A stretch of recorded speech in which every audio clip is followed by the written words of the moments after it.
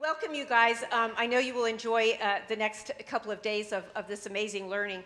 I am at this, well, thank goodness I was just the patient. God bless you all for learning all this, and just even sitting at breakfast this morning with the three people that were talking just way over here. I'm happy to have it over here. I'm over the head. I'm happy just to come in and say, let me trust everybody. So let me give you a little bit of a little story of how I found out I had cancer.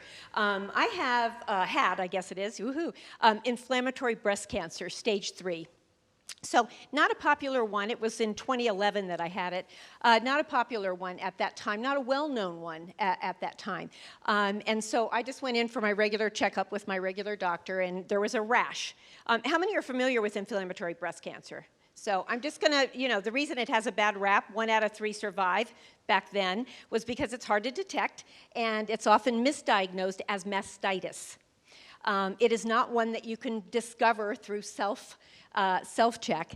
And so I had this rash underneath here, and I thought, geez, I got to buy a new shirt or something. The hand-me-down shirts must be just, scratching and doing. So I had 5 excuses not to avoid a cancer diagnosis, but just to think what it is, a little rash. Anyway, fast forward, went to the doctor. I said, can you give me an itch medicine or something? And she said, let me give you something better, something for mastitis, because I feel that might be what you have. But I also want you to go for another mammogram. And I'm just, okay, I'm good. So I go for a mammogram and come back, and she says, looks good, let me get back to you. Calls me the next day and says, can you come for another mammogram? I'm thinking, I'm a pretty obedient patient. Okay, I'll go for another mammogram, never putting 2 and 2 together because of the thick tissue. Again, I don't have to go into it because you guys totally understand it. So anyway, as it turned out, when I went to see her on that Friday morning, I walked in and she just burst into tears, my sweet little doctor, and I'm hugging her. She goes, you have stage 3 cancer. I was like, it's okay, because she was just so appalled and so amazed, and I'm so thankful to her for catching it early enough. Anyway, of course I went to see the oncologist, and in my healthcare. Under my healthcare provider, and I went to see the oncologist, who was very, very kind and very, very sweet, but very, very had no idea what inflammatory breast cancer was. Well, maybe we could, and then maybe we could, well, maybe we will, and I was okay with that. That was fine, but I said to him, I've been advised to go to a different place for a second opinion of treatment. I didn't need a second opinion that I had cancer. I knew I had cancer, but a second opinion of treatment. And I sort of felt uncomfortable telling him, but I wanted to own up and just say, I just want to let you know. And he was a wonderful, wonderful doctor. And I said, I'm going to UCSD, Morris Cancer Center, and I'm going to meet with Dr. Barbara Parker. And he threw up his hands and said, oh my goodness, thank goodness. Would you call me afterwards and tell me what she says? And would you let me know how your progress is as you go through? So we've stayed in touch. So what a blessing that was for him to understand, too, that the integration, as I find out afterwards, technology, humans, all those factors blended together, because in fact UCSD had awareness of this, had the clinical trials, had so many things that were a match for me. So that's how I took the news. I took the news, so then I obviously became a patient under Dr. Barbara Parker. Here's Dr. Parker. She often doesn't sport a hat, but let me share with you why she has this hat on. So I get this, we wait 24 hours to find out if UCSD is covered under insurance, right? Because that's the big deal. So the good news is, yes, it's covered, so I'm accepted. So again, that flip of terms, everybody else is all worried about cancer, and I'm excited because I've been accepted to UCSD. Probably the only time I could get accepted to a UC school. So let's give a shout out for that with my SAT scores. But anyway, so I bragged about that. My real job is helping juniors and seniors in high school find best fit colleges. So my head was in that acceptance mode, and I thought, well, here you go. Again, I got into UCSD, ha ha ha. And so I decided to send, when my husband and I were driving home, said I'll send a letter out to all my clients and share with them that I've been accepted to UCSD. And what I'm choosing to do is asking everybody to send me a beanie as the as my head cover, okay, just a beanie. I don't know where the idea came out. Those of you who know me know who knows where those ideas come. But I decided that I was going to reach out and let people, because the thought of people bringing pasta to my house, the thought of people, no, right, because I'm going to be sick, I'm going to have all this. So I wanted it to be a celebration. So anyway, so I email out to all my clients and I say, I've been lucky enough to be accepted to UCSD Moore's Cancer Center for stage 3 cancer, but I was lucky enough to be accepted. And one of my students, God bless her, who only reads the top line, emails me back and says, congratulations, best on your journey. What will you be studying? No, honey, I'm not studying. They're studying me. So it set the precedence, as you showed very detailed in these earlier slides. So anyway, that's how the story started. As it turned out, everybody did send beanies. I ended up doing a book. Okay, now I have to click and talk. And so here's how I approached them. Okay, this will never work, but let me do this. Can I lay this down? No, okay. I'm a patient. I can just do it. Yeah.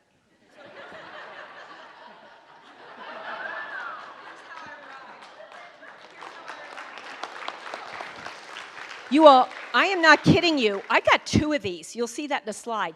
2 people sent, because it began to be competition. You thought, I'm going to get Maureen, you're my radiation person, you're my surgery person, you're my whatever. And then all the friends, and they tried to beat each other out. So when I walked into chemo, so now we'll fast forward to my first day of chemo, here we go. Hey there, how you doing? Okay, we're going to put you right here. Okay, that's good. Yeah, and we're going back and forth. So we had a blast. And so I'll speak to chemo for a minute. The wonderful thing is, obviously, I became known as the Beanie Lady. Everybody would wear beanies there as they're treating, which was enjoyable because at the end of the day, everybody, I received 240 beanies. 240 from Machu Picchu. Oh, do I have to change? Thank you, Matt. Okay, here we go. Still taking care of me.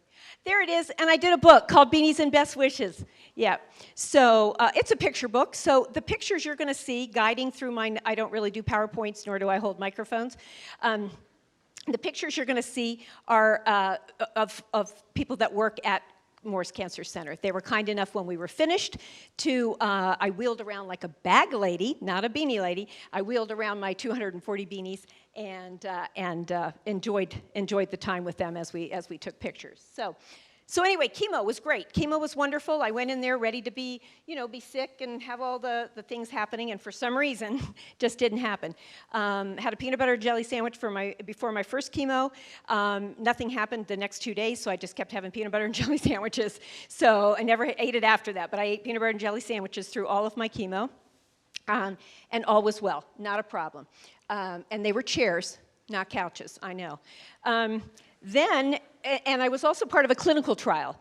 So I wanted to share this picture that I felt truly in that chemo, that I was given the information I needed, just listening again to you and to the people at the table this morning. I love that we just know that you guys know it, and it's wonderful. You know how to deliver the information. So I was on a clinical trial. These were my clinical trial representatives. I didn't know that they don't sit with every patient the whole time. But we had a hilarious time, so I thought, man, you should go to UCSD and get, Moore's Cancer Center, because they talk to you all during chemo. Well, obviously you can tell it was me that was doing the talking most of the time. So then I had to go to surgery. Okay, so here's my surgeon, Dr. Ann Wallace. So here she is. Yep, you bet. Thankfully, I had it's funny when you ask everybody what beanie you want to wear, because they all got to choose. And so she chose this particular one. I believe it says Georgetown, because that's where she went. And so lovely, lovely, lovely. Went in. We had a conversation about the surgery. She explained things just like at one point you were doing, doctor, is latissimus, badissimus, badusimus, whatever. But I was, whatever you were saying, yeah. It was great. I learned a lot, but yeah. But I felt the same way when Ann Wallace was talking to me about what was going to happen with this surgery. And I just remember saying, we're going to do a single mastectomy. Do you want reconstruction? And I said, no. So that's all I remember from all that, because I knew that she knew what she was doing, and the comfort and the knowledge that she was sharing with us made us feel comfortable. So just to give equal time, this is what I wore to surgery. Let's just let everybody see. Yeah, here we go. So here's was my surgery one when I showed up, which then obviously you can't wear that going in, but whatever. That's my claim to fame. So anyway, we had beautiful, beautiful surgery. Apparently, there was more cancer in there than she ever imagined. In all of my lymph nodes, which everybody in this room knows where those are and what those are, I just said, oh, okay, I had a lot of surgery. And so she was quite concerned because I had so much cancer in there, more cancer than she had ever, she didn't admit this till last year, than she had ever seen. So I appreciated her honesty about this. And so she wanted me to go to radiation sooner than later. I don't know what the normal time is between surgery and radiation. Can anybody answer that one? 6 weeks, is it? Oh my gosh. Oh my goodness. So I had to go in 3 weeks. So here's my radiation person, Dr. Yashar. And so I went in there, very obedient at 3 weeks. And oh my goodness, right? Range of motion. It wasn't doing it. Come on, we need to get you in there. Because no one wants to tick off Dr. Wallace. She wanted you in radiation, right? Right? Am I right? So anyway, we tried the first time. Didn't work. So I had to come back a week later. That was painful, guys. That was very, very painful. And they kept saying range of motion. I don't even have range of motion on the regular side. So, I mean, I was 57 at the time. So anyway, I went to radiation. Here it is. I was mostly excited after they measured me. I was mostly excited because at Morse Cancer Center, you get free parking when you have radiation. So that was my happy place. Like your happy place, that was my happy place. I could just drive up there. I thought, excellent. Like an on-time Southwest Airlines, right? You're in there at 12, you're out there at 12:15. It was wonderful. It was absolutely wonderful. So anyway, I went into radiation, but before you start radiation, you have these things called tattoos, right? You all know those. You spoke about that a little bit. So let me just tell you about those tattoos. Let me just tell you about trying to get rid of those. Let me just tell you about those machines. Yeah, that was probably the worst. I don't even think probably. It was the worst day ever because I thought it was Fruit of the Loop. You know, like you little Cracker Jack rub-on tattoos? I didn't realize it was a real burn. It was a real... I didn't ask. It's nobody's fault, but I didn't realize that that's what it was. So I went in, and I had 5. I went in thinking, great, this is going to be cinchy. I'll be out, get my free parking, and I'll be singing my music on the way home.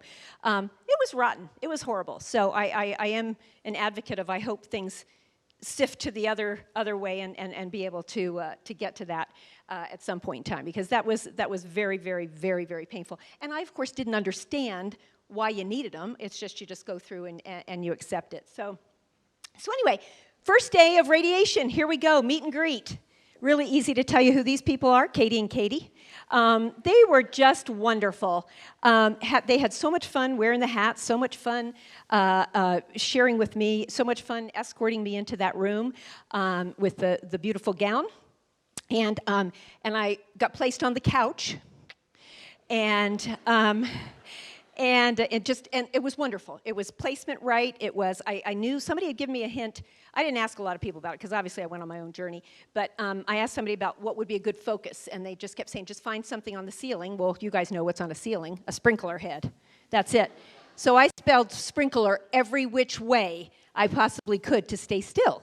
Because probably the hardest, the hardest thing for me was not necessarily sitting still, but I do talk with my hands, is not talking. Because I want to know, where in Maryland is your organization? That's really cool. Where in whatever? So I want to know those things just because maybe it was nervous energy. I don't know. But anyway, so Katie, the 2 Katies were that, and this is, I just want to show you how I went to how I went to radiation.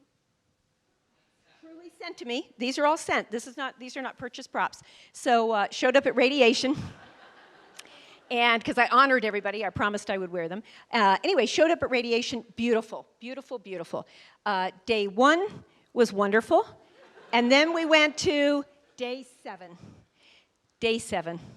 Day 7. So no burning. I think I was okay. But day 7, there was something that wasn't working. Not sure what it was. Are you still, Maureen? Yes, I'm still. Let's tilt you this way, Maureen. Yes, let's tilt you this way. And I've asked my friend to come up and explain a little bit because he was there on day 7. So day 7, my side of the story is I'm laying on that bed on the couch for 4 days, and there were 15 people in the room. Okay, it wasn't 4 days. Matt, come on up. So here's Matt. I had to. There you are. He was a sport. He still is a sport. Will you mind sharing with them? And especially, that's a perfect thing we were talking about earlier. Sure. Thank you. Thank you. It's an honor to share the stage with you here. Maureen asked me to share a little bit of the behind the scenes of the treatment, the technical side of things. And she has been an amazing person just for our entire team, for me personally. And it's great to be up here with her. Don't run away now. I'm staying on this side. Okay, sounds good. When I met Maureen, she came to us, I think I met you somewhere around mid-treatment here. Was it day 7? I don't know. Day 7 it was. Yeah, okay. And I think when I entered the room, we were having issues with your setup at that time. Just a little backstory, you had a 5-field treatment, and if anybody in here knows, I'm sure people do, you fit together the photons and the electrons, and over time, as you were going through physical therapy, that got a lot more difficult or challenging to reproduce at that time. You were treated on a machine that didn't have a line RT at that moment. So as we were taking our different films and things, we really had a team approach. Where was Dr. Yashar at that time? She was out of town. She was in Israel. We called her. She gave us suggestions. And we had our other treatment machine at that time was a Trilogy that had a line RT. But we weren't using a line RT for breast patients at that time. Maybe a few DIBHs, which, you know, we had some skeptics on our team, like Dr. Wong there said, you know, challenging issues. But we were primarily using it for SRS treatments. So to move Maureen now over to that machine is what was decided was really a big thing for our department. So we turned on a line RT. We took your images, and boom, right on, spot on. After all that time that we spent on our other treatment machines, trying to figure out all the yaw roll and pitch issues, which are really difficult to diagnose and look at on films, you take that over to a line RT, and that corrects all of those things. So that was a huge win for our department, and it was really the catalyst for us to use a line RT in a lot more challenging setups that we had. So that was a big cultural change for us, and you have helped for being as challenging as you are.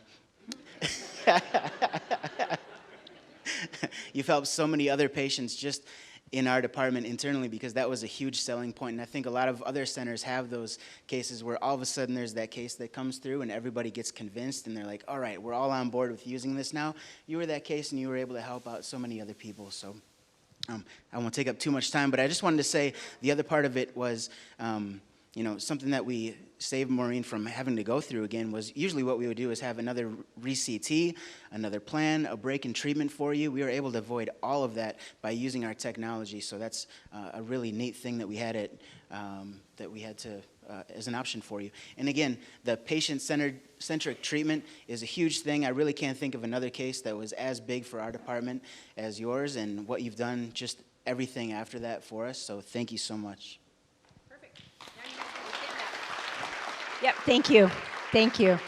So it really was an hour and a half, and then, but again, in beautiful exchange that you guys all do with the 2.3, 2.5, like nobody said, holy crap, what's wrong? She's not fitting anymore.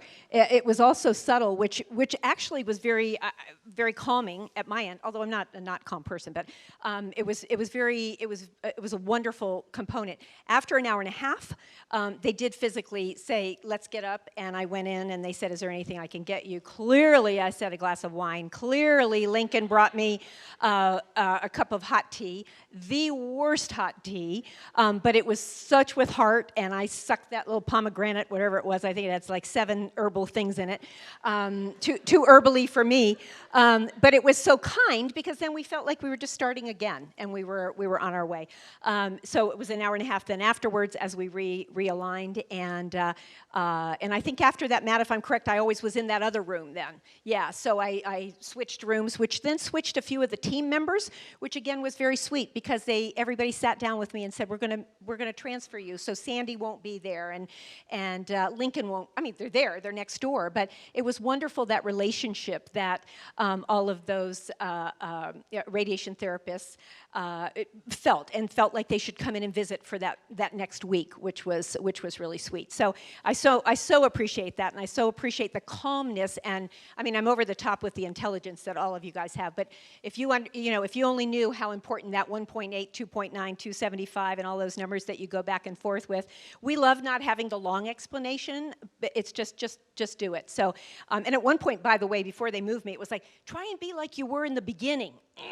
Unching down, right? Try and do, and it's like, okay, I'm still doing sprinkler backwards, sideways, upside down. I'm spelling it out. So, anyway, it was a great experience, and it built trust. It built trust for all of us in that department. As Matt said, they learned from me. I'm a pretty much an open book at Moore's Cancer Center. Happy to have them ask any questions. It's been I graduated from there I graduated from UCSD August 25th, 2012.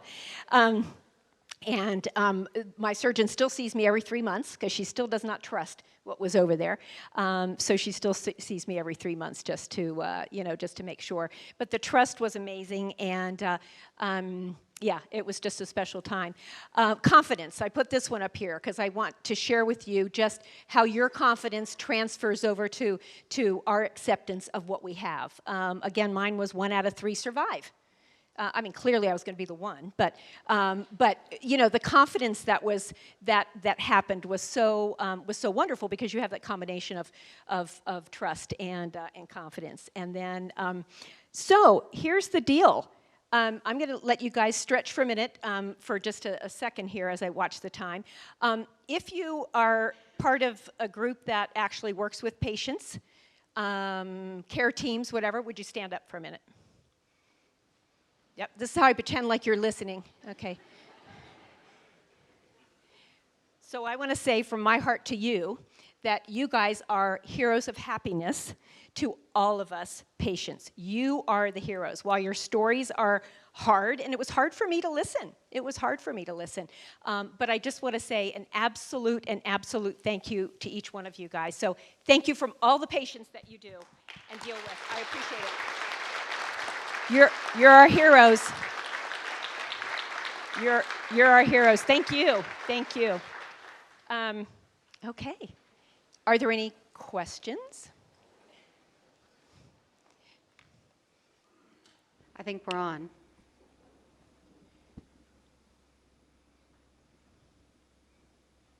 We good? Anything you've always wanted to ask a nutty patient? We good?